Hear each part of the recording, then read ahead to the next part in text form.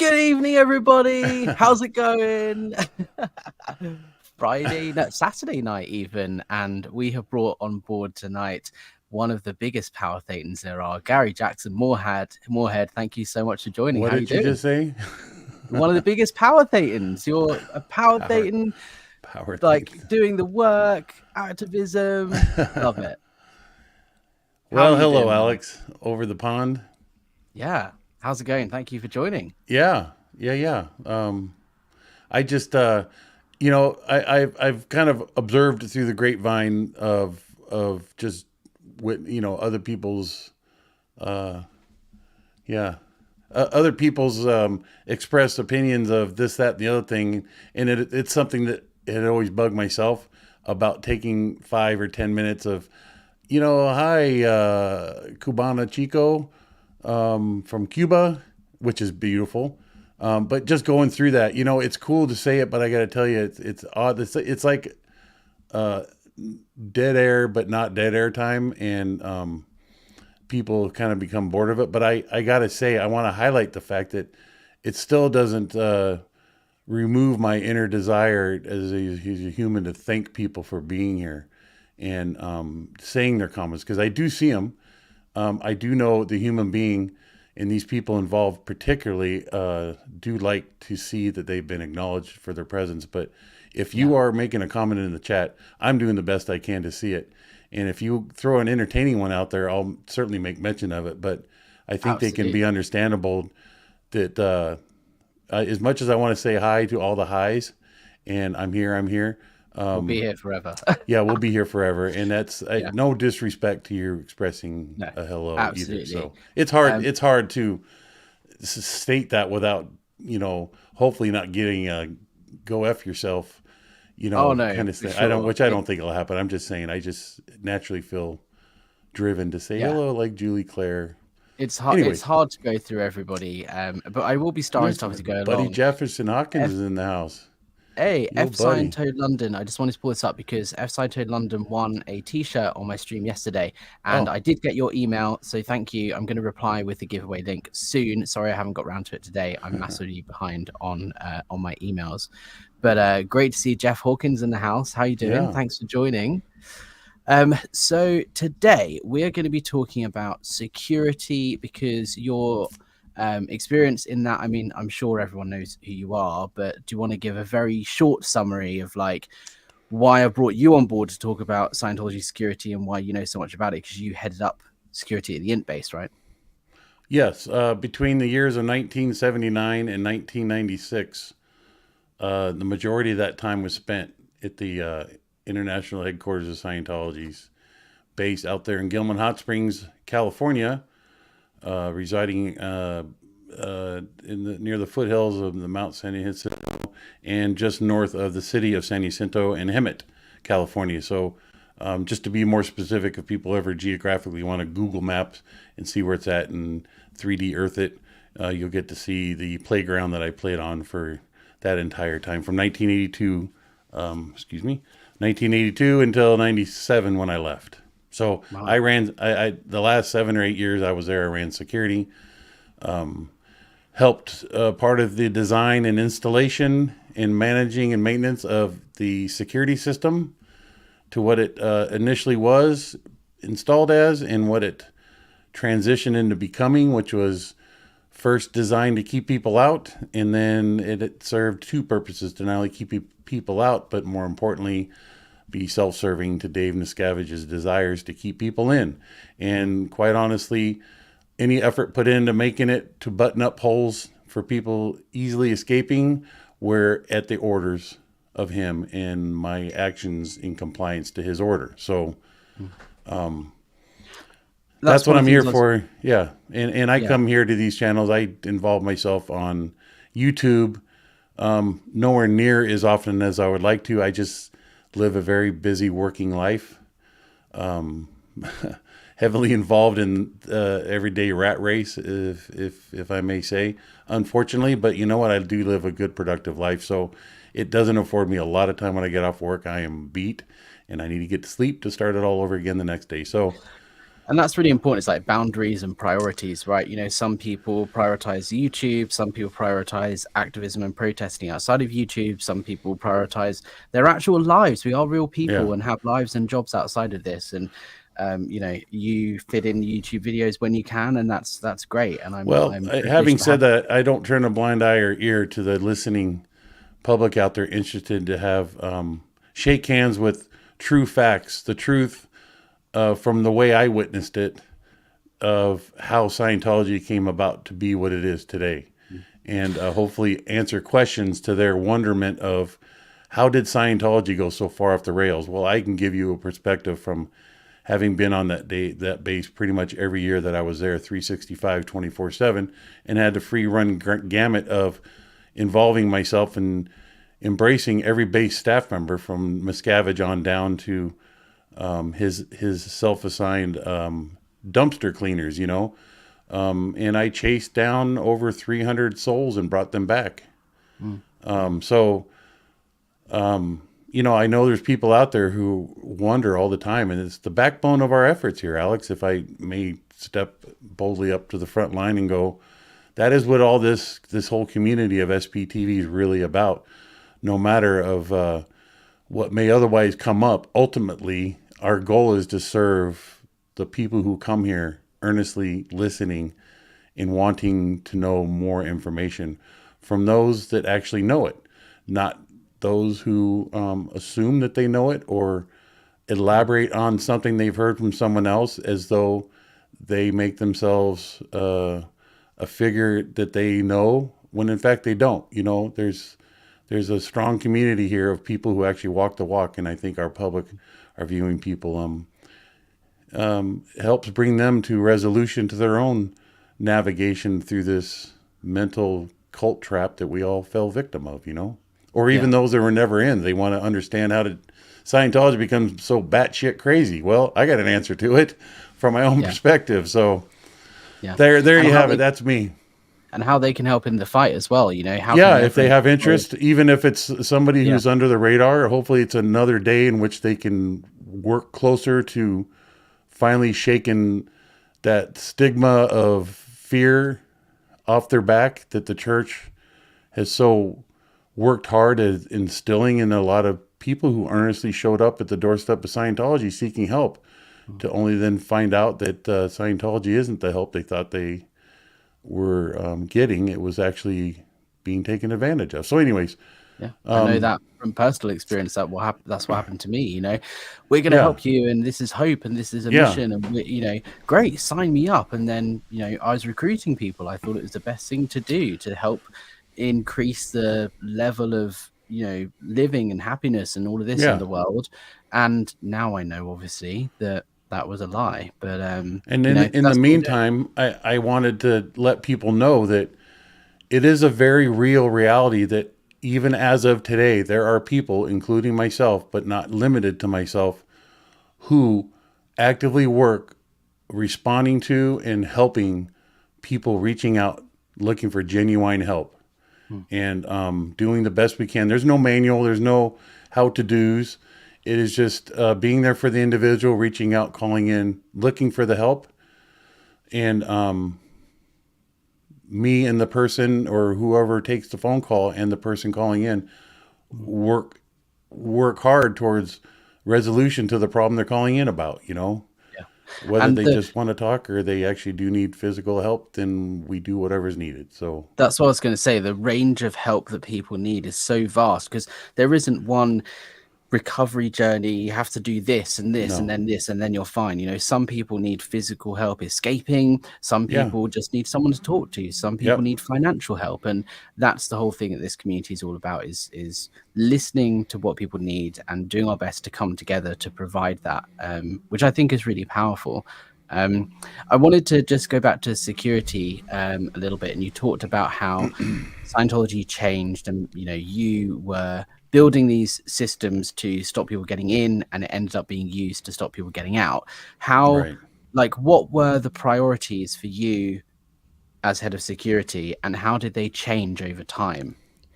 Well, As you, initially, L. Ron Hubbard, at the direction of L. Ron Hubbard, a security force was established at the Ent base.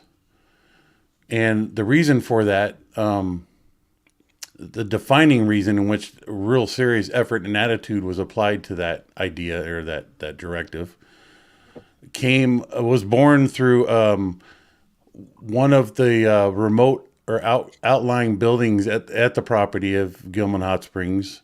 It was called the Greenskeeper's House. It housed a recording studio full of a lot of expensive equipment. And initially, L. Ron Hubbard specifically stated he did not want that property built up with fencing to make it look like a prison or some sort of encampment. He wanted to have that open feeling that which it used to be a resort gives, and to keep it that way until over $40,000 of church-owned recording equipment was stolen overnight. That changed, and then that changed into a limited amount of fencing. Naturally, had to go up to just simply defend against that. And then as time progressed, and that's really overlooking a lot of significant things to be said about it, but as time progressed, a lot more invested effort, time, and money went into let's take more of a serious approach to security. And then that was instituted. And then ultimately, when the property was built out and kind of refreshed and rebuilt to what we wanted it to be, rather than continuing to occupy an old resort thing, we changed the color scheme and the landscaping and put what we wanted there, and made a lake twice as big as it once was so we can recreational on it. And then with that came the security fence. Where do we want the perimeter fence? And the idea was kind of tied up closer to encase a number of buildings, and where you would be in that building, you can see the fence. Well, we didn't want that as to impose upon ourselves. So we moved the perimeter fence out to farther regions. And rather than being 100 feet out behind the next building, we put it almost a mile out behind, not a mile, but at least a half a mile back, so you couldn't even see it. And even so much so that we got a type of fencing that would blend in with the environment from a distance. You almost would just not see it. So we wanted the security system in it to be advanced, and it to be very functional and reliable and effective to keep people out. And me and a number of other guys who were still there worked hard on researching and proposing, and we had to put together a whole proposed package, send it all the way up to little Davy, Applebox boy, to get approval before we can then, once we got that approval, we would get the funds released from Sea Org reserves and go out and purchase everything and get the installation. And it was a very elaborate thing. So, whether we're here to have the time to go into those details, if that's what you want, I can do it. But hopefully I've just given you enough of a thumbnail of the approach. And then once it was built out and we, I guess, enjoyed the fact of how safe it was, because the goals of security was to create a distraction-free environment for the staff, the INT-based staff, to allow them to focus 100% on managing and giving direction for the future of Scientology. I mean, literally, that was our drive and goals as a INT-based staff member. We all mutually knew that all of our own individual contributions worked towards that. So initially, the goal very much was not to threaten SEAL staff. No. Don't think about leaving the security fences. It wasn't to keep people in. It very much was honestly to protect and best intentions, right? Yeah, and even so much, if some existing staff back in the earlier days when the established system became reality, some people did hop the fences and left, and not a lot of attention went into the fact, well, how did they get out? Sure. Well, that how did they get out was only highlighted by Dave. Why the hell are more people leaving? Why don't we go button up the fence, a-holes? I think that says a lot about David Miscavige. Yeah. Why people are leaving, and the solution to that wasn't to actually look at why people are leaving and the working conditions and all that. It was to, what can we do to stop them from leaving? Yeah. What do we need to do to physically stop them? Because I personally, and this is my personal opinion, but I think it entertained Dave on his wicked level of being the prick that he is, that he had the ability to do that. And it's like, ultimately, it didn't require them to agree or disagree with him. It didn't matter. He could control it so it can control them. And he would sit back and laugh because it would come up that someone tried to escape and they couldn't because they got caught. They set the alarms off. I mean, that was not an unusual thing to come up in someone's sex checking. And we wouldn't even know about it for a few months until they messed up and required interrogation and be sat down before somebody and be questioned about this, that, or the other thing. And they, through the belief of Scientology, believed that they had something to say and they had done something bad. So yeah, 3 weeks ago, I secretly at 2:00 in the morning was out trying to dig my way underneath the fence, and I bumped the fence, set the alarm off, I ran away, and nobody knew that I did it. That stuff did come up in people's confessionals. Yeah. So, yeah. And these security measures, excuse me. These security measures are used all around the world. It's not just the INT base. If you look at Well, St. Hill, for example, they were extended from the INT base. There isn't a big fence around St. No. Hill, but there is motion sensors and cameras all along the perimeter. So it's international. Any well-informed,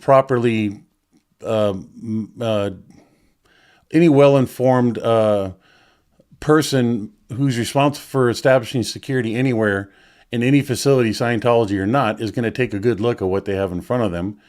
And our environment was kind of unique in the Scientology world, is that there are other properties, such as up there up on the mountain where Shelley's last known to be at the Church of Spiritual Technology locations. Those were like geographically repeat scenarios of what the INT base had the ability to do, which was to put a fence up all around itself.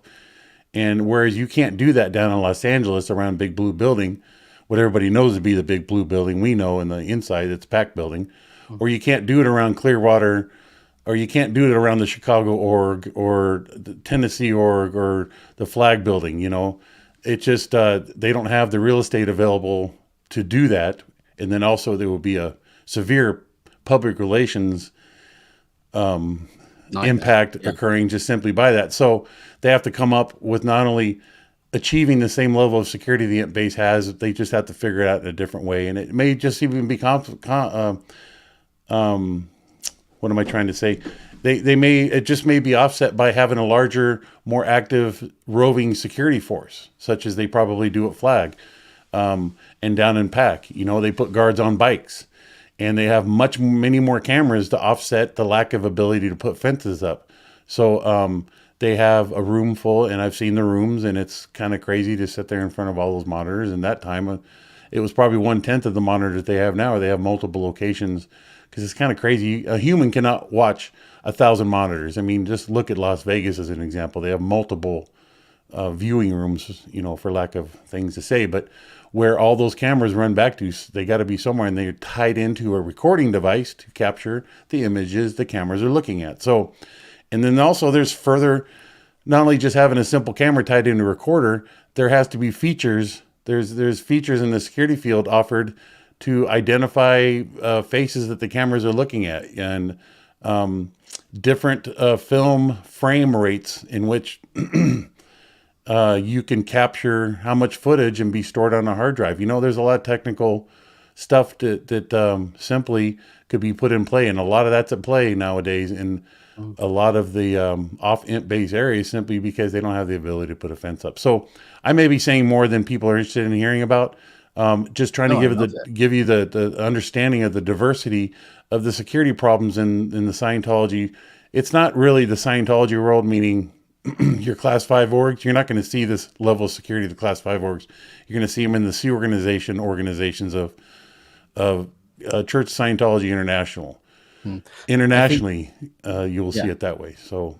Yeah, I think that's the key thing, is the extent at which they go to, number plate recognition cameras and face recognition and all of this. So if a car drives past, they're not going to run every number plate, but if a car drives past and parks up on the verge and they get out and start protesting, they're going to run your plate because they have cameras to pick up on that. Yeah, I mean, I'll give you an example of how we set ourselves up and how we came about this. Is we had a drive-by shooting at the base one night. I came back from the firehouse. It was a night that I was out training as a firefighter, to increase PR thing, but it was satisfying my personal desire to be a firefighter. And I literally had just arrived back, went downstairs in the manufacturing building to use the old porcelain throne to figure out my next strategic move as a security chief. And next thing you know, I hear screaming over the radio as a drive-by shooting. And I go racing up, and we had a little drill because, again, we were in a remote location, so we had a single highway that ran east and west, and we had a guard up on the hill in the Eagle booth, the Eagle spot, where basically, the nature, a high elevated security position is a security code. You call it the Eagle's Nest, So someone actually asked here, other streams have mentioned sniper posts over at the Gold Base. Yeah. Is that more than just lookout posts and not real snipers? Now, this idea of a sniper thing, idealistic, because it's an elevated security position, you naturally would think we'd have a sniper. No. I would always shoot down the toxicity attached to people coming up with such wild ideas of having security. Now, I did have a gun up there to give protection to the guard that I had up there 24/7, protection against mountain lions. Because we had a booth, if you've seen any photographs of it, we had a booth up there, if you want to call it a booth, but we dug a big hole out of like a 10 by 10 or 12 by 12 hole in the ground, and then put a roof over it to shelter him. Because many years we just sat out there in the open sun all freaking day. And I can't tell you how many years I'd sit out there during the summer in my bare underwear just to seek any ability to be cool, because there was no shelter whatsoever. But there was a little slit that you would look out, just to keep it extremely low profile, because once you disturb the face of a mountain, it's very easy to see from a distance, and thus giving away the fact we have a guard up there, and we didn't want that. So a mountain lion came walking by and just laid down right in front of the slit one night, scared the absolute living crap of the guard up there. And I would have been equally filling my shorts full of my own DNA if I was in his position. So I got a gun up there that night and made sure that it was always cared for and looked after, and was there for the self-defense of the guards. But now, it wasn't a sniper post. No. Sure. The idea of a sniper rifle, yes, we did own. Security was in ownership and possession of a professional, high-grade, specific design sniper rifle with a high-end scope on it. And we had premium rounds. I mean, it wasn't elaborate as a very professional military trained certified sniper would have. But as a civilian and as a church, we spent a lot of money on this gun. And I sold 2 other guns to make the purchase of this one gun. And it was at the direction of one of our PIs, under the guidance of his. What do we get? How do we go about getting it? And he helped us obtain it. So once we were in possession of it, I made sure that there was very few people, number one, that even knew about it, because I knew what was at play. This is not a toy. This is a serious device. And the reason we got it was to be able to take out any adversaries coming down out of the mountains, truly coming to create harm to us.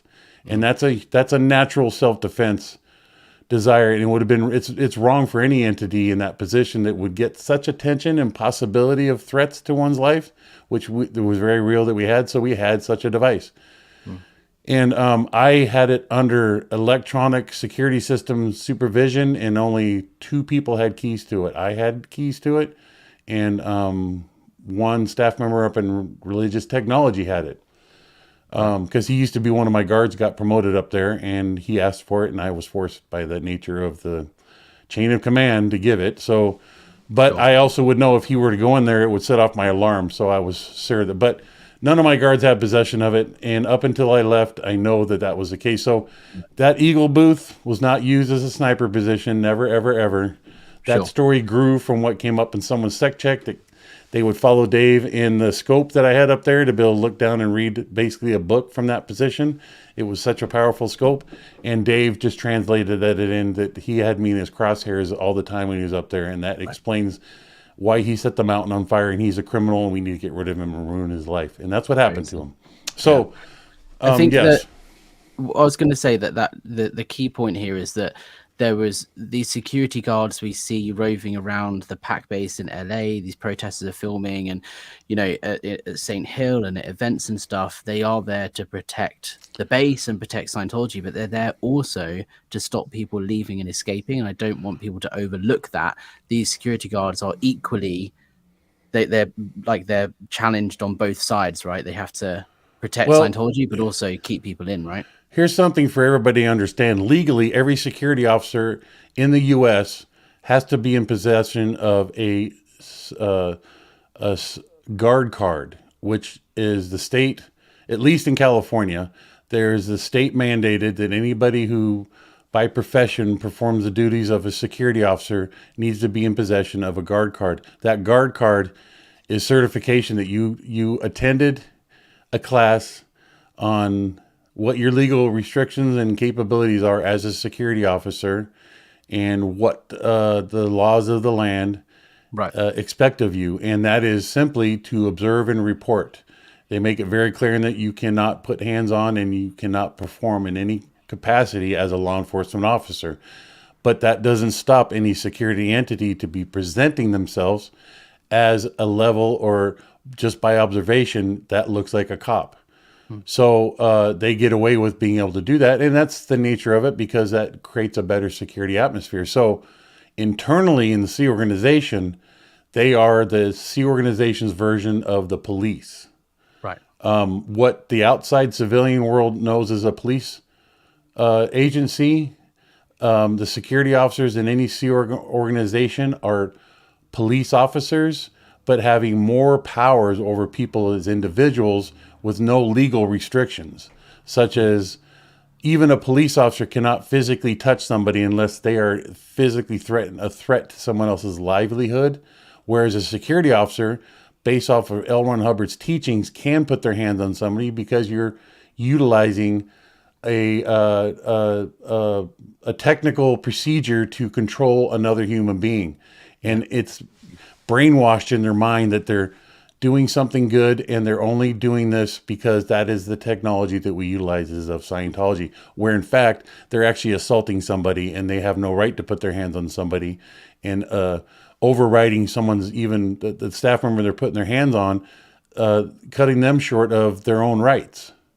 Yeah. So just by applying the technology of Scientology, it's just that cult environment. So in the Scientology world, yes, the security officers play a significant role on satisfying the needs of church executives and criminal-minded individuals such as David Miscavige, and to keep his own sheeple in line.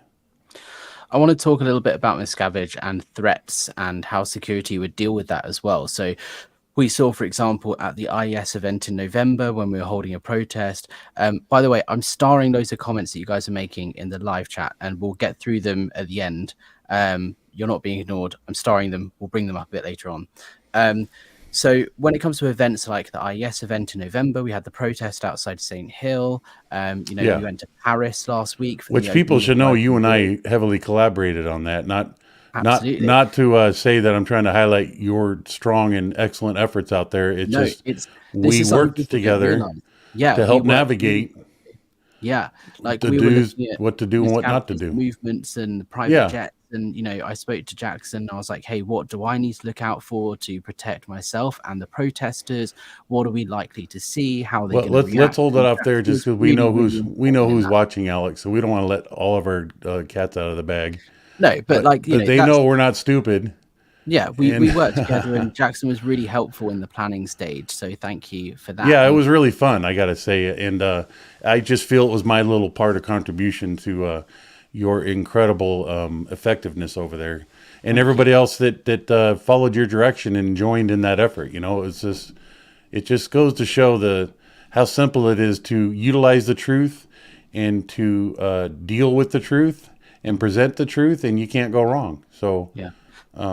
when it comes to David Miscavige and these sort of events, right, and the IES protest and the Paris org opening and all of this, and we'll get into Paris specifically in a second, but what would you say are considered the biggest threats for security around David Miscavige? Is it a threat to someone trying to physically assault him? Is it a threat to, you know, people serving in legal papers? Or like what are the priorities when it comes to him specifically? You know, anybody in a high profile in today's world, in today's life, anywhere across this globe, when they're in an executive, powerful position, it's natural to be concerned about your own livelihood.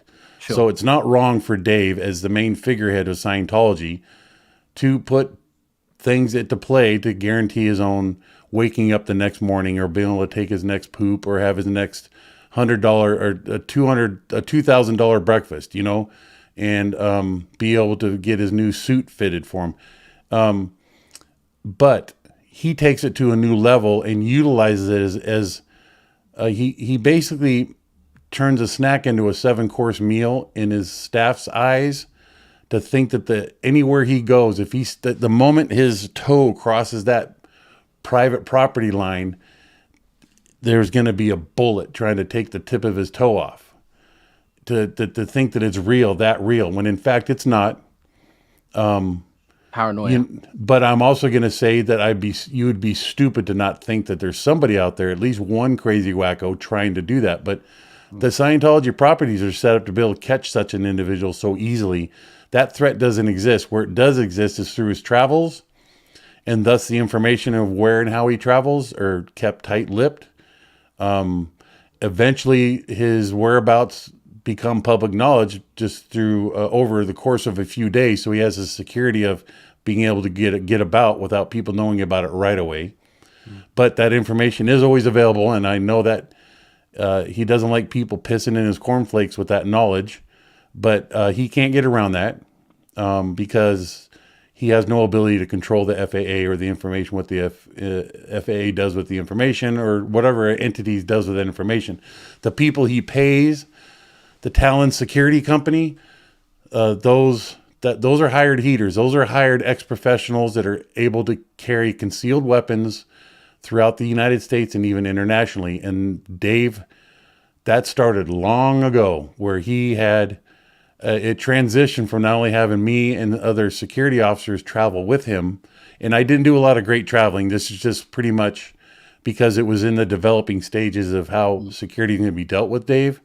So I was a security chief of the base, so I was limited to Los Angeles and pretty much, you know, wherever when he take bike rides around the outer perimeter and outskirts of the property, I'd be out there with him and Shelly, riding shotgun with them on the Rover bike and just being there within arm's reach of help, but giving him the freedom to run around, you know, and was my job. But he 24/7, he has this force with him now, hired.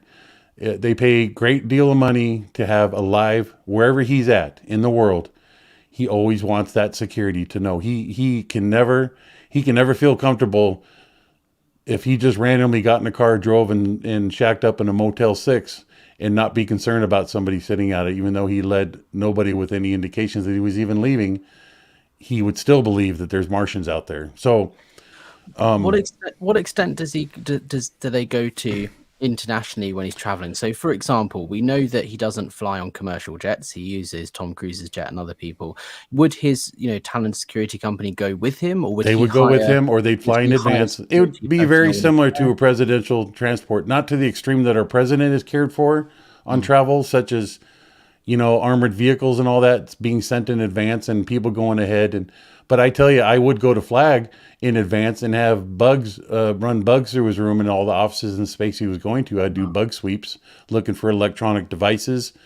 Go in to make sure the galley, that there's ethical people in there serving food in the galley, and no efforts are going to be made to at least get him sick and poison him just through a mishap, but not with.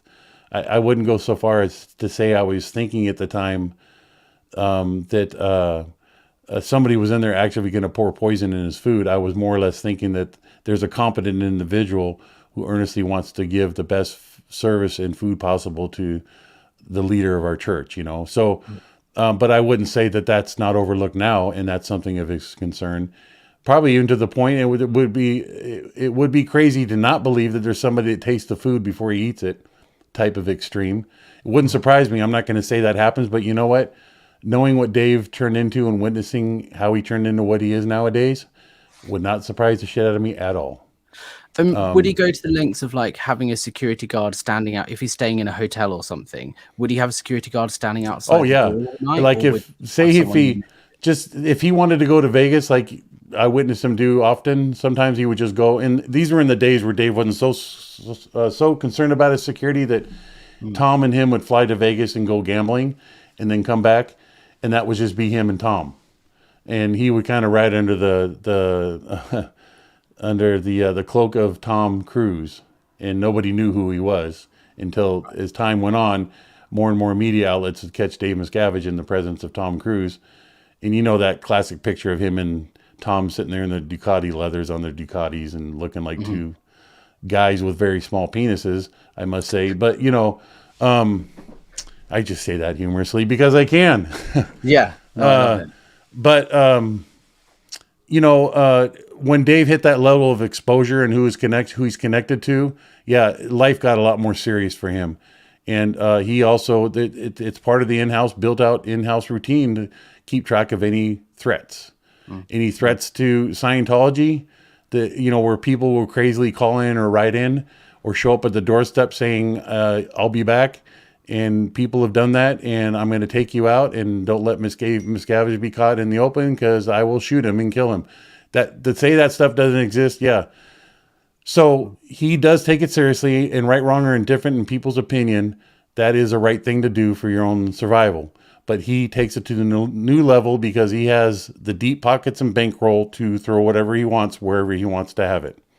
Yeah. And in this case, there was people staged watching Shelley as a second layer of security across the street, unbeknownst to her and even her handlers, that they were armed individuals and most likely given extreme instructions in the event of extreme situations occurring. So, and Dave not giving two shits about the results of his stated orders. So, yeah, you have to understand this, what's in mind in this psycho who he's committed so many crimes, it's actually entertainment to him. He lost logic, contact with the moral standards of today's society in his own, it makes it really, it puffs his chest hairs out where he's like, I got all this leverage of power and ability to protect myself and have fun with the big dogs at the scene. I'm really rambling here in terms of concept, but I'm just trying to help people understand the transition of this mindset of this individual.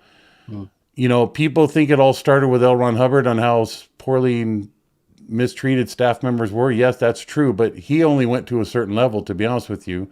And he always, before he went to an extreme, he always looked back on how can I make this a better person? Dave don't give two shits about that. He's about getting their crimes exposed that he knows that everybody has in them, and then all those crimes basically lead that back to them trying to kill him and do him in and do harm to him. So therefore they deserve the extreme treatment that he's issuing orders on how they're to be treated. Thus the whole comes about people being watched all the time. I'm really laying things out in a rapid fire way, but this is the true reality. And the funny thing is they don't change. Their policies, everybody's come to know that Scientology does not change. The written words of L. Ron Hubbard, even Dave Miscavige himself doesn't. And that is what a true believer does. And if you do not do as L. Ron Hubbard directs, you will see the consequences as a result. So as far as what most people have become to understand, what the Office of Special Affairs directives, the policies that have been written in addition to what L. Ron Hubbard already said, it was the in-house policies based off of the writings and advices of L. Ron Hubbard and their own internal creativity and how you go about and do certain things and do underhanded taxes. I mean, they have a room, if not a couple of rooms full of bugging devices and surveillance equipment, which I helped buy, I helped utilize, and I thought what I saw was the max of what they had. And I walked in and saw these rooms full of equipment. And I'm not talking just, grocery store toy section, spyglasses and, SWAT team handcuffs or police handcuffs. You know, it was a real shit they had in there. And I went out and bought these things, color cameras, pinhole cameras, For what and purpose? For OSA to use on spying on well, critics? internal. I set up this elaborate system to watch this staff member. His name was Tom Romelhart. That there was 24/7 recordings in stereo and in color cameras. I had his rooms that he resided was under watch in, wired for stereo sound and color cameras to watch him. And I put it in the binder, the spine of this Scientology binder that sat right in front of him, 6-8 inches from his face for an entire year at least. And he never For what saw it purpose? Why was he considered a threat? because Dave wanted him recorded. He wanted it documented to safeguard and protect the church.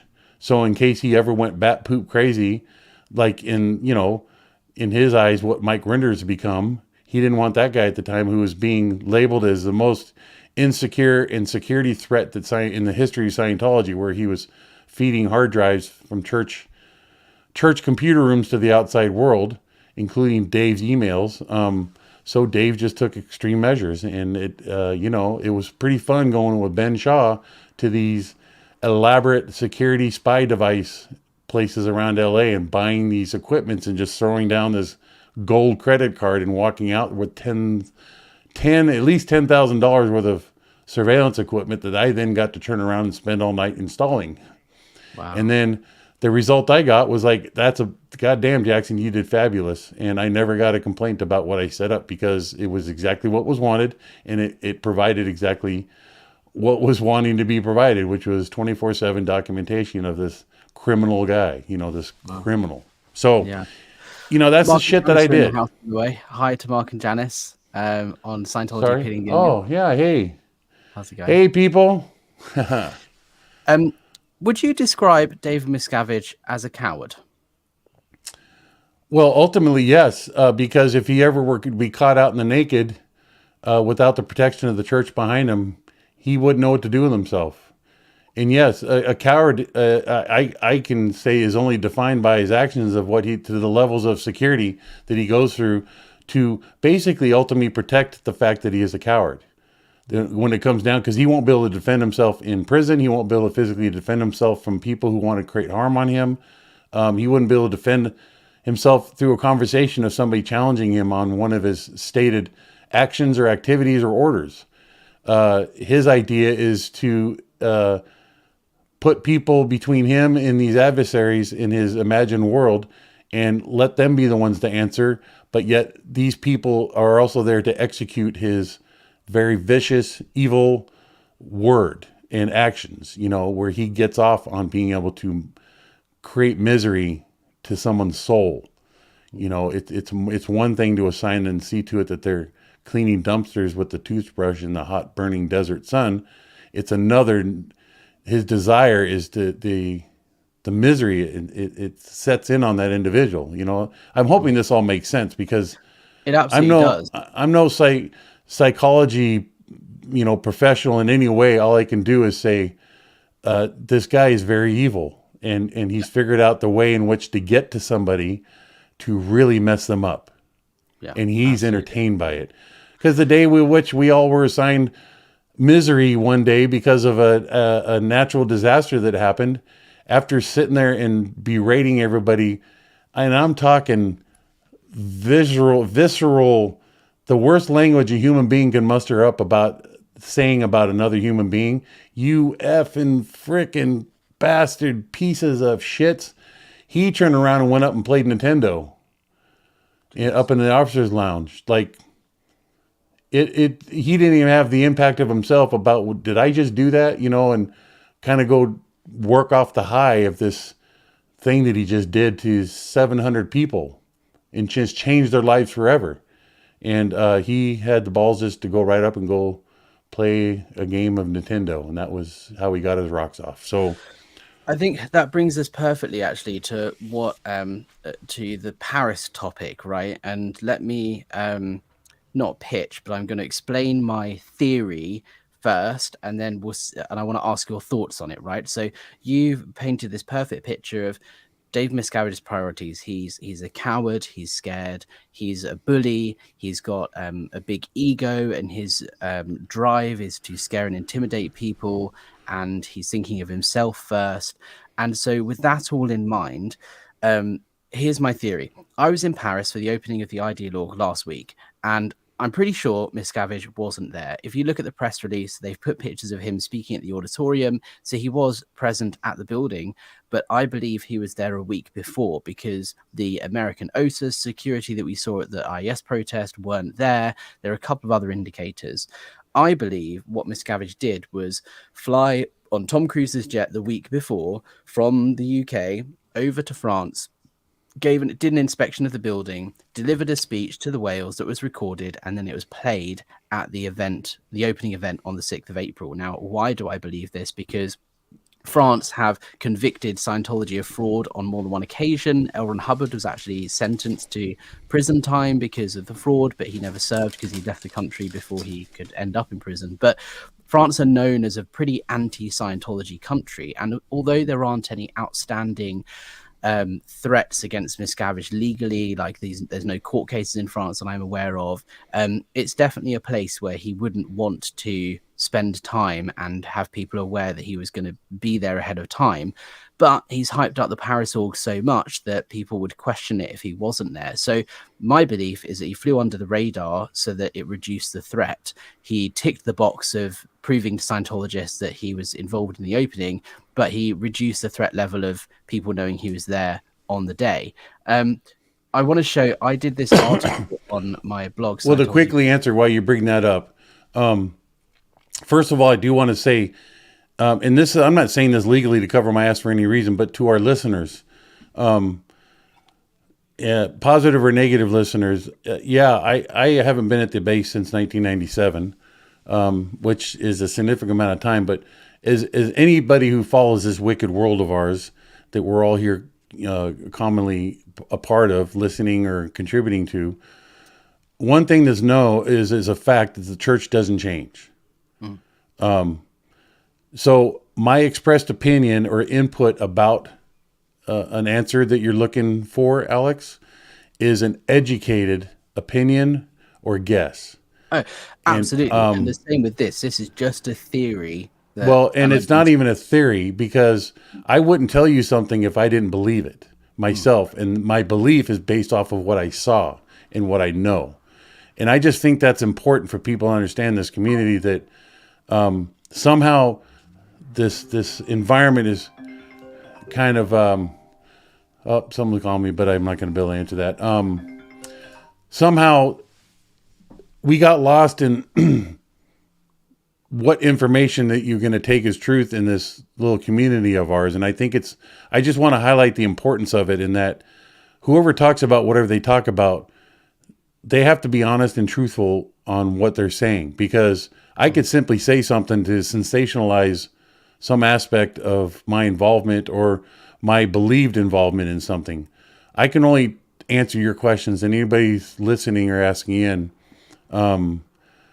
I can only give you an answer based on what I saw and witnessed. And also I can support a belief such as what you're asking now about how and what went on at the base, simply off of an educated opinion based off of my mind goes back. If I was there in the position of having to create and establish what the security protocol is going to be for Dave's travels for the opening of Paris, then my mind goes right to, what would I be doing? What would I be thinking of? What tools do I have available to me? What am I going to do to be the solution provider to this problem Dave is asking about? Yeah, absolutely. And that's why I'm careful in how I present this information on Scientology Business. Hold on a second, Alec. I got somebody weird at my door. I'm going to step away here for a second. Yeah, no problem. I'll pull you up. So just to show everybody, we'll carry on until Jackson's ready. I was very careful in how I present this information as not fact, because I don't know if it's fact. You know, the fact is Tom Cruise's jet and helicopter made some mysterious movements.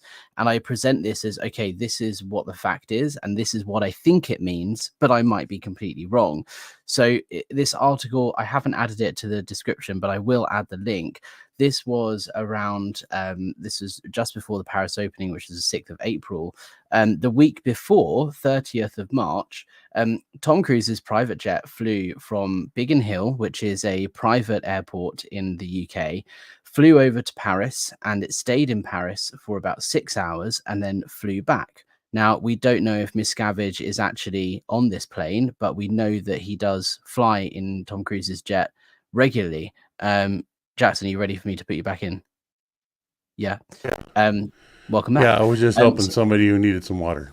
No problem. So I was just going over the movements of the jet and how I'm being careful in saying this isn't fact. This is what I believe. The fact is the jet, Tom Cruise's jet, made this journey.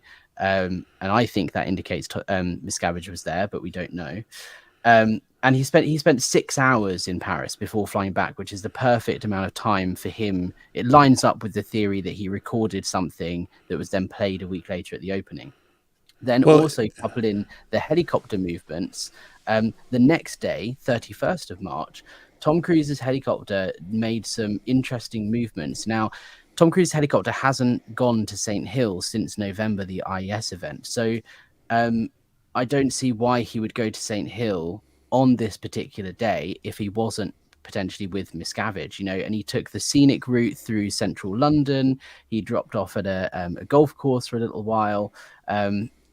I believe what happened was Miscavige went with Tom Cruise on his private jet to Paris, came back. The next day, they spent the day together. They did a bit of sightseeing in London through their helicopter. They went to St. Hill and then went to play a bit of golf, whether that was just Cruise or Cruise and Miscavige. And then Tom Cruise went to Longcross Studios, where he's currently filming something, because Tom Cruise's jet hasn't made those movements back to Paris ever since. So there wasn't a flight to Paris between the 30th of March and the opening of the org. There wasn't a flight afterwards, which would therefore indicate they've gone to pick him, Miscavige up and bring him home.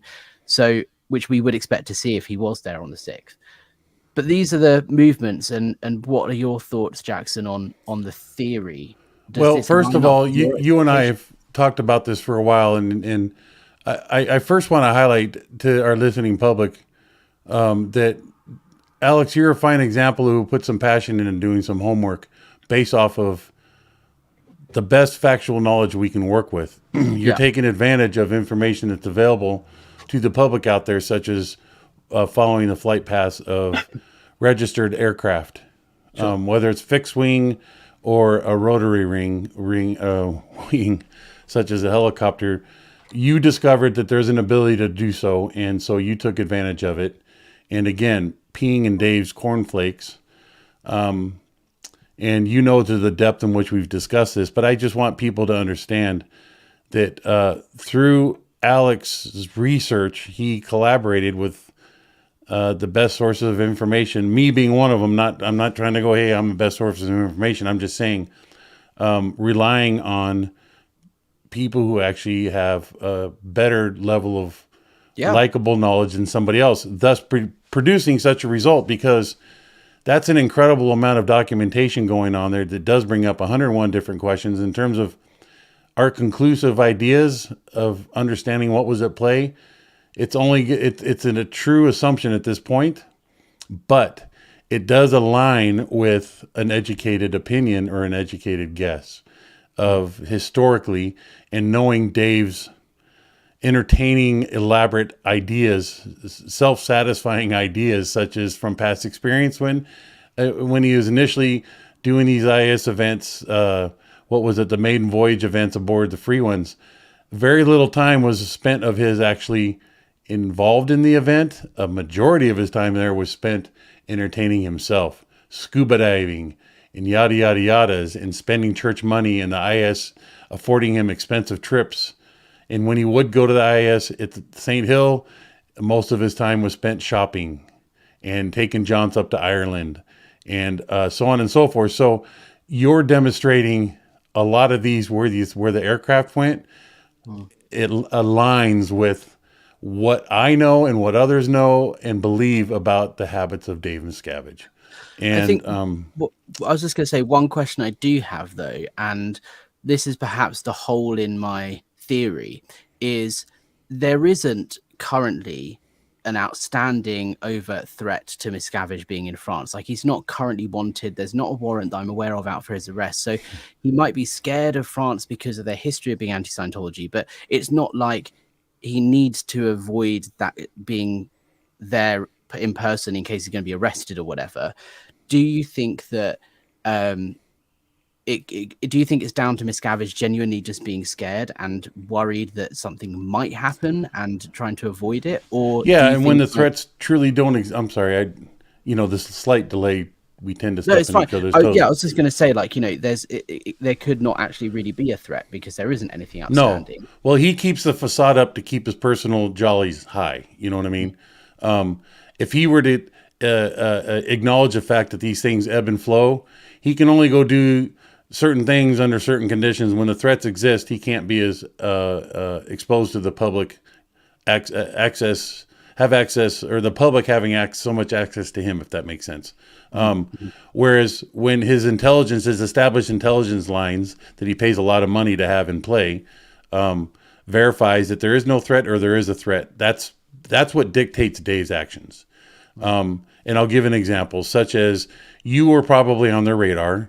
You have a certain level of impact in Dave's world through your actions. That is a guaranteed. And it's not just you, it's the attention that you muster up to bring to the world that he's going to be part of, such as in this case with St. Hill.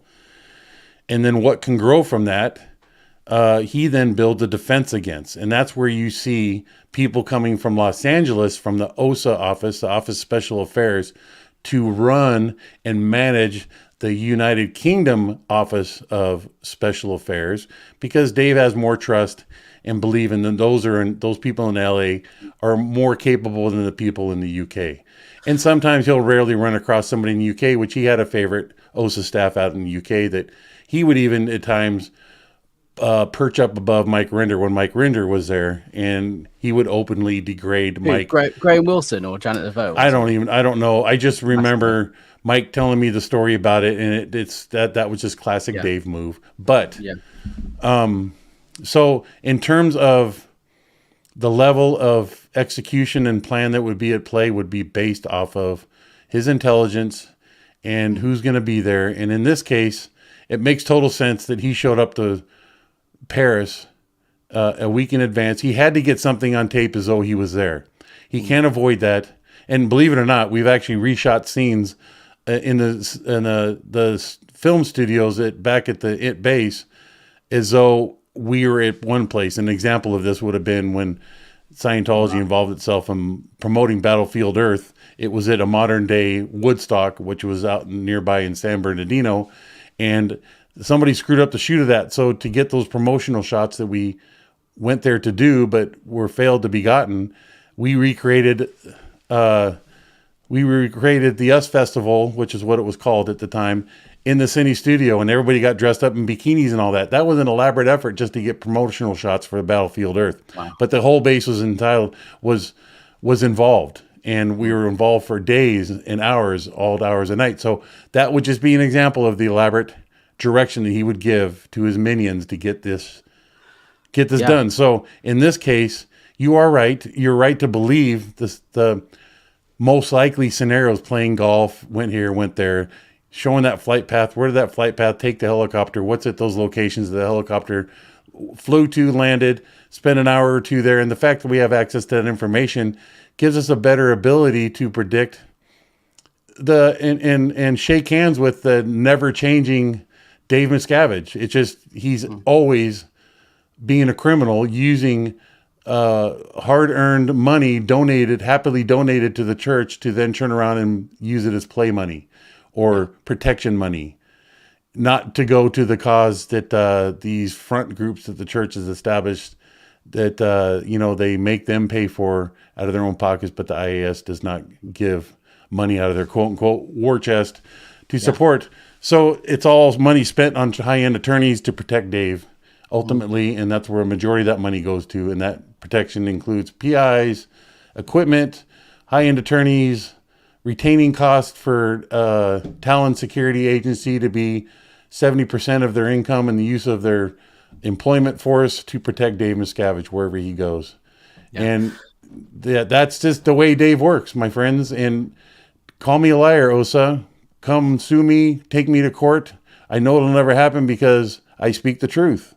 And it's undefensible truth. You cannot prove otherwise. So I could prove it from sitting in my garbage truck that I drive every day and shut them down. It's just it's again the church. Dave Miscavige is so predictable. So you are right, Alex, and that was a good example to our listeners of how easy it is just when you spend a little bit of time and effort into knowing what's going on and shaking hands with the reality that Scientology has become the opposite of what we once knew it to be. And it is a business masquerading as under the cloak of religion and getting away with it simply because of separation of state and religion. That's it. That's all.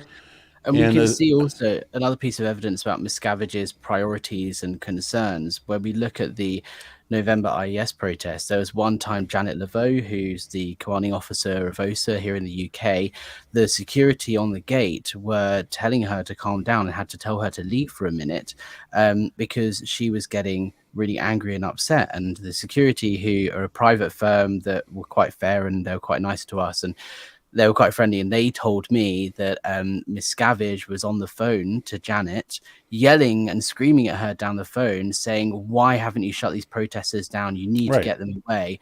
And so security told her to calm down.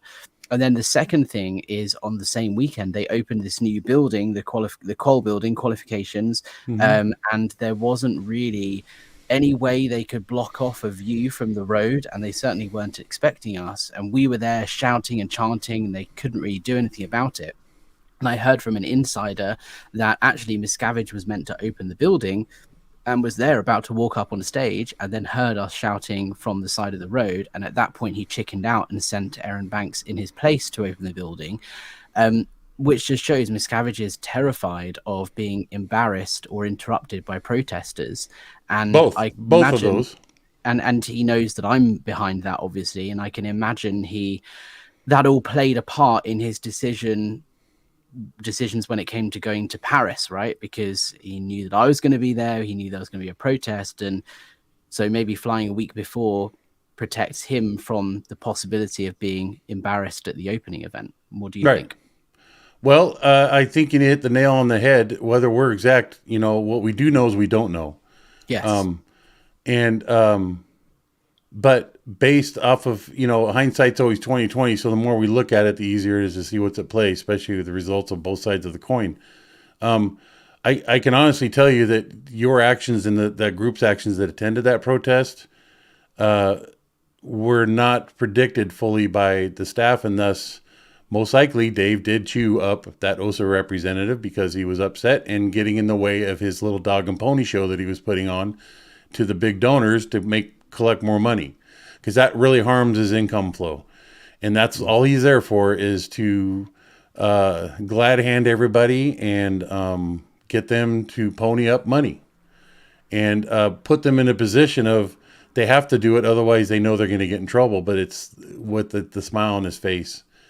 And you mean so much to me, and his crappy speeches that are written, he thinks it's just amazing how he even concludes that those are anything logically to be publicly stated the way that they are presented. But nonetheless, that is his whole effort. So again, in this Paris opening, he had to have some sort of physical representation. That's why I had that picture done with all those local representatives of whatever capacity they're in. And to no fault of theirs, they got roped into a facade and to falsely that led to believe that they're truly supporting something, when if they only did their homework, it just goes to show how they're not in the know about their own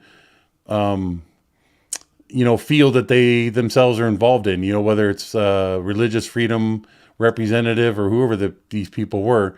They obviously didn't do the homework, and the church was hopeful that up to the day of the event and them getting on stage, that they themselves wouldn't pull out because they were like, hey, I looked into you a little bit more and I don't support that.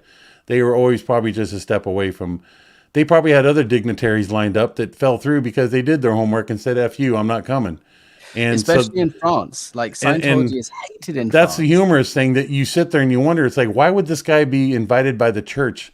And how is that expected to be a point of impact, is a public involvement and impact to these high donors in Scientology, when they're almost nobodies. And I don't say that negatively to what they choose to be, that person that represents whatever the church was looking. They were No, just it's true. looking It's for a like, title that gave a slight ring to. yeah, it's like the deputy head of weeding at the Gardeners Yeah, Association of Western segment of East Grinstead or yeah. something. Like it's a nobody. It's just a Like it's not. small little name in Yeah, their title that gives reference to the social betterment efforts of Scientology. Just yeah. enough to justify that you can't say that they don't support us from this very politically high profile position of level, this position of importance. Yeah, they're a position of importance, but not a position of significance. Those Yeah. are payrolls that can, if we need to trim the fat in this organization, those are probably positions to be let go first. And again, I don't pick on the position and things that these people that were invited to the church, that they chose to do in their life and do in their life. They do play their significant role, but the church takes advantage of them and makes them appear in the listening eyes that the people, the audience they're speaking to at these events, that they think they're more than what they really are. And thank you for being here. It's just a demonstrated current fact that the church cannot muster up true heads of anything significant to come support their cause, because anybody in their right mind, and especially in such a position, is going to be politically motivated. I better look into this before I go involve myself. Very well said. Yeah. And they don't do it, and they end up falling to it. How many times has it been discovered well after the fact? It's like, hey, you got yourself involved. Did you know this?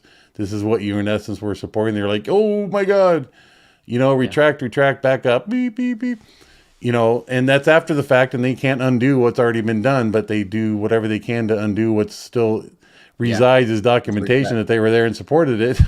But nonetheless, the church, they don't give two shits once that ribbon is pulled and the people leave. They don't do no The building's follow-ups. empty 3 days later. Yeah, not only is the building empty, but these dignitaries, these quote unquote dignitaries that they invite to said events, Yeah. The church is like, yeah, I'll call you next week. Thanks for coming. I'll see you on your kid's birthday, whatever. None of that is ever followed through. Yeah. Never. I never witnessed that at all. So it just, again, the bullshit factor meter is running strong when the church puts on such an event and invites such individuals. They just never see. They hide the bullshit meter and squelch the sounds that it's making. Hey, I'm screaming over here. This is bullshit. This is bullshit. Such as the protesters. And again, that's just a threat to Dave's bankroll. And that's his motivation. Yeah. That's all he's there. That's all he goes to those events for. That's the only reason he puts them on. The wow factor, and it's running out of gas. This little game of his little drive of his little machine that he's created is running out of gas.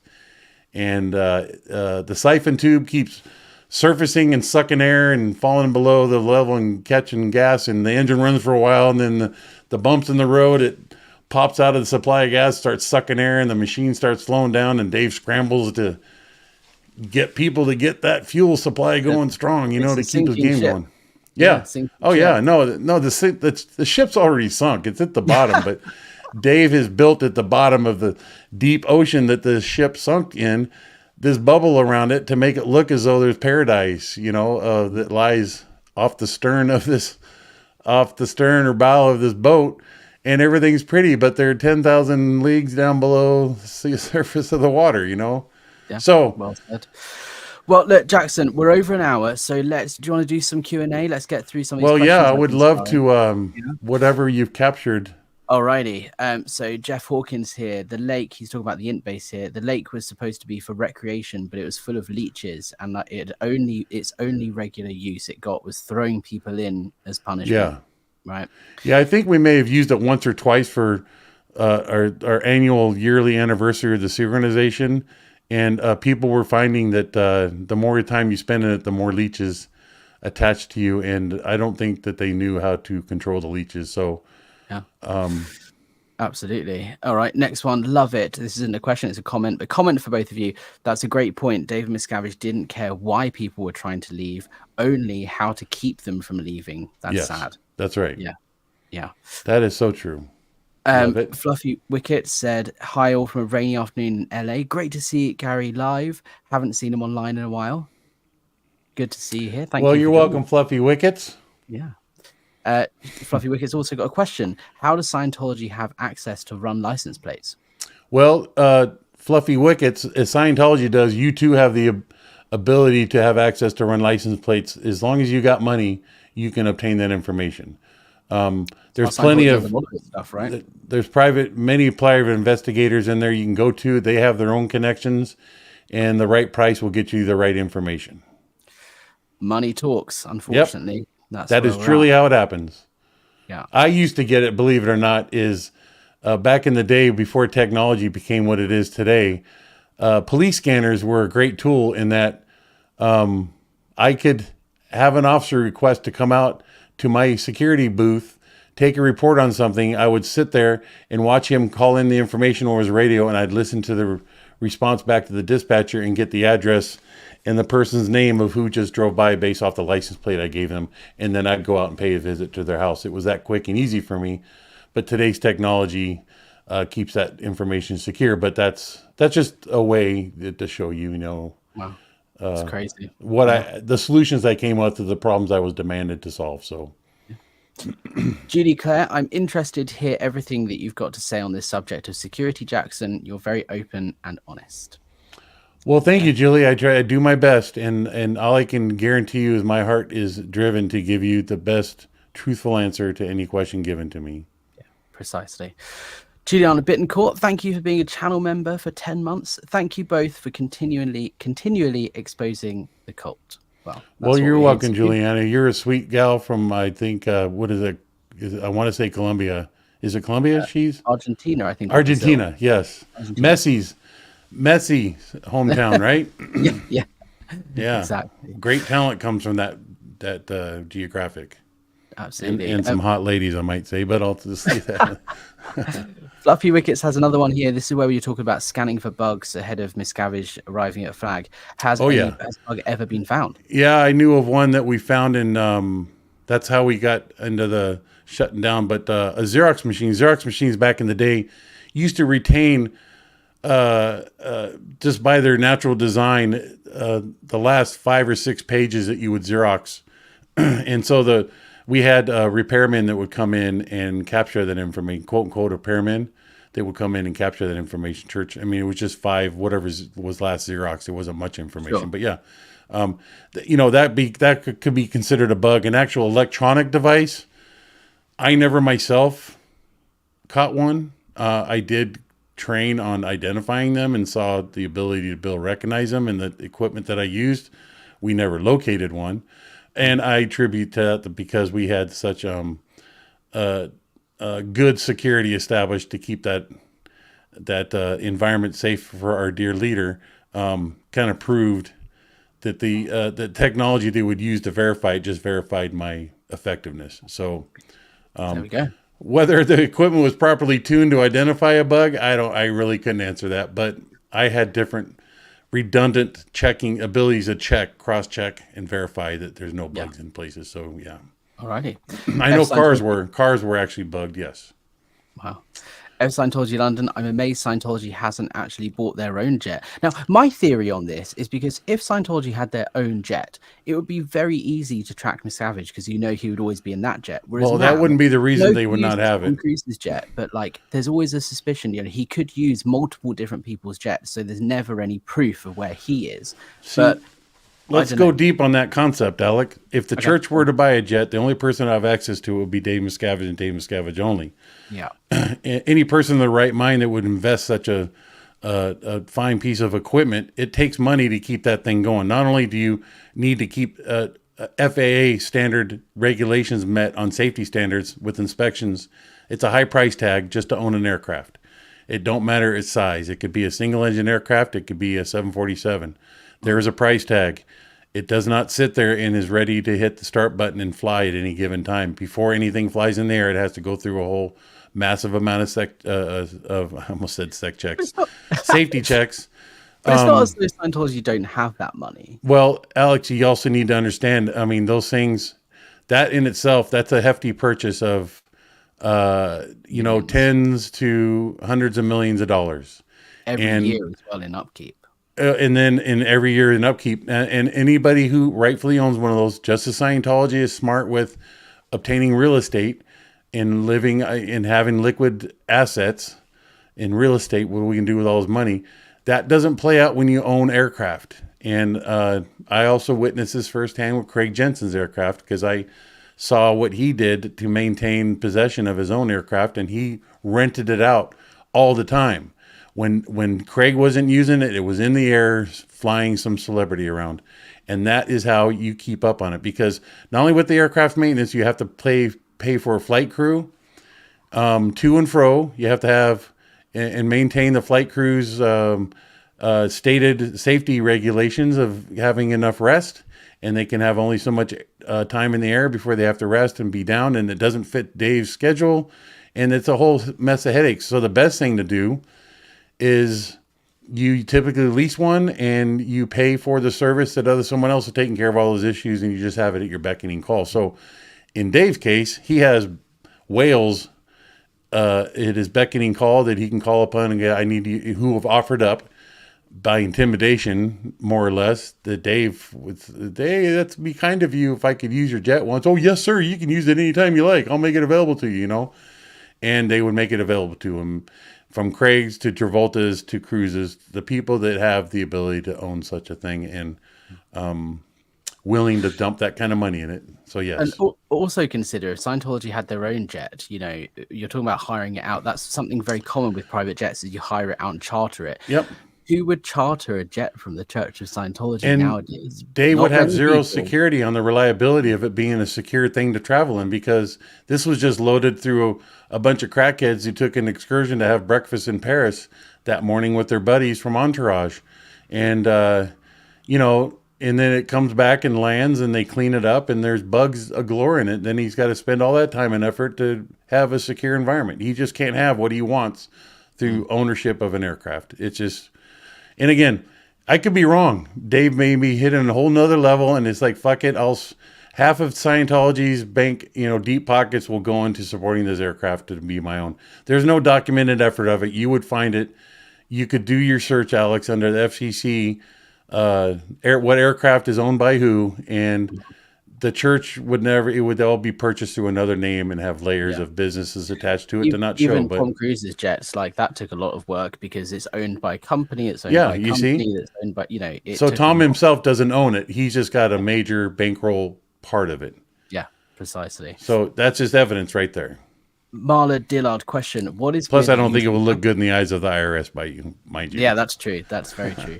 Yeah. Question: what is with the use of blackout blinds at all the organizations with the protesters? That is something that was established years ago about the run and hide whenever there's somebody peeking over the fences of Scientology through the air or on the ground. And it just became standard practice that and it's strange, and it just kind of highlights the craziness and awkwardness that Scientology is. They have no social skills and no realization of what their actions have an impact on the outside looking in, the outside people looking in. And they don't care about it. They just don't want their own staff being seen. And just for fear... Go ahead. I was going to say, it's probably also because... protesters and SPs are seen as N theta, which is like bad news. It's internally. No, so you have some validity in that concern, Alec. The motivation is not based off of that. It is, we do not want private guys. Look at all that stuff that was found in the dumpster recently by that gentleman in Denver. Or was it Denver? I think it was Denver. I missed that. Or Chicago. One of the never-end protesters went dumpster diving like the church does. He reversed the process on them and found all these documents that should have otherwise been shredded. Wow. Yeah. This just happened recently. Some gentleman was on Aaron's channel. They were talking about it a few days ago. You may want to look that up. But I'll check it out. Yeah, that's a big no-no in the eyes of the Sea Organization. And someone's in some deep doo-doo for that. Guaranteed. There's no way around that. They're not, just because we're sitting here talking about it publicly, they're not going to not go put that person in hard labor camp conditions simply because we're talking about it. They just ship them to some other geographic location, hide them in the U.S. somewhere, and still him or her, and ruin their life, and simply because they went out security. Because now Aaron's having a holiday with it, and that alone, it's not the information that they have that they're concerned about, that they're exposed with their internal plans, because they're all fucking crazy plans anyways. It's just the fact that we now know of recent ongoings within a Church of Scientology, and that, oh my God, there's so much protection. People are, do something about this before I get in trouble, and I'm the one that's being, I got to scrub dumpsters with a toothbrush and can't see my wife anymore and eat rice and beans, and they know that shit, that the wrath of Xenu's coming down, and you talk about that just ruined someone's life, unfortunately. And that's way out of our control, but that is what goes on in that world. Love It says, one day David Miscavige and Karma are going to meet. Oof, yeah. And so is Bubba in Cell Block 2 going to meet David. I truly don't wish that upon anybody. That's one human being that I wish upon. Somebody would have their own wicked, evil ways with him. So deserving. It would just scratch the surface of what he's so deserving of. Couldn't agree more. Jessica Beach, when you were in, what did you think of Dave's extravagance? Those progressively built up, like witnessing him owning his own car. That was interesting. You never knew exactly how he got it, but the fact that he had his own car to get around is, it's like, dude, well, that's what you get when you're in such a position. And then the other execs, and then you'd go up and see all these things that were being installed in the executive lounge, and the quality of clothes, and his elaborate office. It just all, what I thought about it, and look at it as an extravagance. I look at it as that's what came with the position. That's not even what I just told myself. It just, that's what I came to recognize, more or less.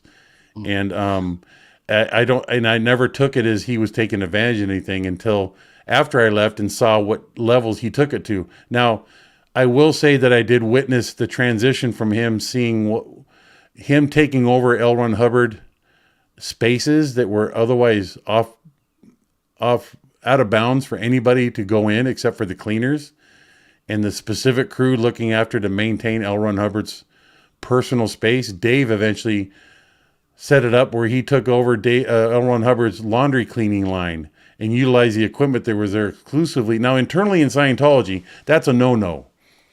Out in these people listening to us, it sounded how batshit crazy. Why would you have a dry cleaning machine for L. Ron Hubbard's clothes when he's never going to show up to wear them?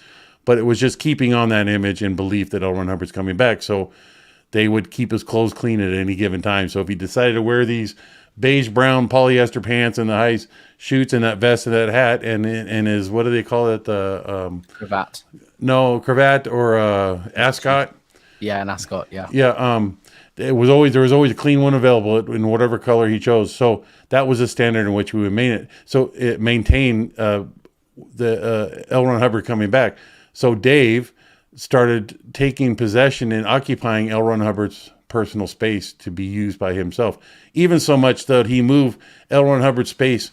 He would have it dismantled, and then Dave would have the whole place rebuilt so he could occupy that, and then 3 adjoining offices. It was interesting witnessing that transition over the course of time. Even so much, we had this elaborate exercise building built with the intent to be there, available to all the base staff to exercise, lift weights. Had a great sound system. You can listen to some excellent music while you're down there working out, doing free weights or bench presses or whatever. But Dave made it off limits to the staff, except to himself, and he turned it into his own exclusively used. I mean, it was like 2,000 square foot, maybe 1,500, but nonetheless, it was a large facility for exclusive use for Dave Miscavige. And then Shelley eventually coaxed him into, hey, the guards should be able to go down there. We want security guards that are fit, so let them go down there working. And goes, Dave, like, yeah, okay, as long as I'm not there, they can do it. So we will go down there and use it. But yeah, custom bikes, motorcycles were made for him, and then he got better and better vehicles to drive in. So yeah, there was this progressive transition, and then it grew into wildfire once I left. Dave just got tanning beds and gold leafed this, and I mean, as much as we didn't see that in London, obviously firsthand, we did see his nice fancy suits, and we saw him traveling in nice cars, and we knew he came in a private jet. And from a London perspective, we kind of just thought, well, yeah, he deserves it. He's the most right, ethical person on the planet. He's running the org, the whole of Scientology, which is changing the planet to be a better place. And so if anyone deserves VIP treatment, it's him. Like, that's our view of, like, when we were in London, we're like, great, go for it. Of course he's got private suits and private jets and all of it, like nice suits and private jets. He deserves it. Go right. for it. It wasn't seen as an extravagance. It was seen as almost a, like, well done, sir. Well, here's an example of how elaborate Dave goes unnecessarily. Any organization that has been deemed ideal, that was purchased, that these grand openings that are being facade, that you see people, protesters at the Portland org, the Paris org, Texas, Chicago, these new orgs opening, they are so oversized for the public and people that they serve. Dave did the exact same thing even with his own organization. If you take a look at the aerial footage of the base and what the RTC building 50 looks like, you will see how big it is. And does RTC as an organization truly occupy productively that square footage? Not in any way whatsoever. And in fact, when that building was built, my understanding is just a handful of people occupied. I mean, that was basically putting a handful of people to utilize, I think, whole office building. I think it was like 60,000, 80,000 square feet. I may be overshooting it, but it was definitely more than 10,000 square feet for a handful of staff who eventually he got rid of and boiled it down to just a close hand. But that would just be an example of how extravagant Dave takes things. And it's all looked upon in his eyes as a liquidized asset, because he has to maintain appearances for the IRS that money is just not sitting in his bank account. He invests in buildings, and therefore I'm sure somebody's paying rent on that. I guarantee you he's having somebody pay rent on his own building that he's not occupying. So just like Hubbard did. Yeah. So alrighty, let's do this last question, because we should start wrapping up here. Is another great one. Are we wrapping up only out of necessity for something, or I truly, like I said, I the people who spent the time writing a question, I just think we should give them, at this point, say no more. Sorry, folks, but yes, I do want to respect. Yeah, is that okay? We'll get the last couple. There's one here starred Marla Dillard. Question, Jackson, in regards to members of Church Scientology, both public and Sea Org, who are leaving, would you encourage them to report any criminal experiences to the FBI or Interpol? I would say absolutely. Absolutely, yes. And if you have trouble trying to figure out how to do that, you're more than welcome to reach out to me. I'm firefighter, the number 0 and the number 2 at outlook.com. We can begin dialogue about it. And I can help guide you to the best of my ability and knowledge, because I know it's been done before and included by myself. So yes, that is part of this effort, is to get these known covered up crimes and facts, truth provided to those who need the truth, to then be able to act. Sure. Absolutely. And one just came in here, which is a good one. V. Babcock. When David Miscavige remodeled Hubbard's personal rooms and spaces, was it reduced to leprechaun size to accommodate his height? Yeah, the floor was covered with apple boxes to raise his ability to sit effectively behind a desk. So, yeah. There was effort, it became, I do have to say, and this sounds humorous, what it truly is, but there was a new attitude born into the design of spaces that he would occupy, considering his height. Because if you went out and were looking for elaborate office desks that were on display at some high-end furniture company, they're all designed mostly for an average size human, which Dave, but by no default to his own, we just have fun with the fact that he's a short little fucker. I'm a short guy. I'm 5'5". And life does that, but he's a cult leader. Yeah. that I used to witness. All you could hear is his stomp, stomp, stomp, and his final clump, clump onto his apple box when he would sit Oh there no. to do a base briefing. So it was actually this unspoken comedic thing at play. But Yeah. yes, his height consideration was applied to the things he would occupy, and a lot of it was the podiums that he would stand behind at such public events. At the It events. Yeah. didn't. You could have a 6 foot woman being part of the presenters at said event, and she would be the one leaning over to a Oh, there short. are some great pictures of like a basketball player talking Yeah, at an ideal org opening who's like 6 foot whatever, and then yeah. Miscavige, and the podium looks so tall, like small in comparison to the really big tall It person. looks perfect for him, and it's all about him. That's all And that matters. if somebody he's five. What is he? 4'13", 4 foot 13 inches, 4'14". But if there's somebody who's 5 foot average, your average height 5'8", 5'10", 6 foot 6'2", those are the ones that have to suffer, and he don't care about it. It's Yeah, you better make sure that podium doesn't make me look ridiculous. So exactly. yes, efforts were made. To what extreme, I don't know. I'm sure there was a stool by his bedside for him to climb up into bed. You know what I mean? Or the bedposts were sawed off to bring the bed closer to the ground. I say that kind of stuff. The tanning bed's legs were shortened, I'm sure, and stuff like that. So, and then booster seats and phone books were added to the cars that he drove. So, Absolutely. One Love 51,000, I think. Jackson on the right exposing the abuses that occurred. Alex on the left fighting for those being abused now. This was so good. Let's do it again. Absolutely. Thank you so much for joining yeah. us. Well, there you And go. Jackson, thank you for joining and doing this. I think Yeah. this is a really great conversation, and I'd love to have you back again at some point if you'd be up for it, and we can Well, talk more and you know. yeah, I say anytime because literally I do mean anytime, but that obviously requires, especially you're 8-10 hours, 10 minutes ahead of me. Yeah. Somebody said go Spurs. Are the Spurs playing now? Go Dodgers, baby. Yeah, maybe he has a ramp like Dachshunds. That's pretty funny. They're fluffy wickets. Yeah, that kind of Yes. puts a downer on Dachshunds. But yeah, we'll schedule something, Alex, as normal. Awesome. Thank you Yeah. so much. Well, look, guys, thank you so much for joining us. Give this video a thumbs up. Don't forget to subscribe. There's a link to Jackson's channel in the description, so go show him some love.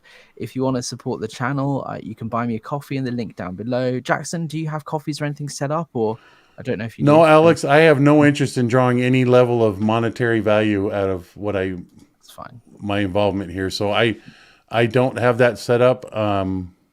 It doesn't entertain me in any of the slightest to figure out how to do it. People can still Sorry. support you with subscribing and liking and commenting. Spread the all that word. sort of stuff. Spread That's the word. support. That's why we're all here. That's the most important thing, right? Above anything else. Be more comfortable with willing to, hopefully what I've given you is another level of ability to be comfortable with your choice to leave Scientology, if that's some of the people listening to us. Other than that, hopefully I've filled in the void and gaps for people having questions as to why Scientology is the way it is nowadays, from my perspective. So, Well said. Thank you so much, Jackson. yeah. And we will catch you guys soon on the next one. Alrighty. See you later, guys. Peace.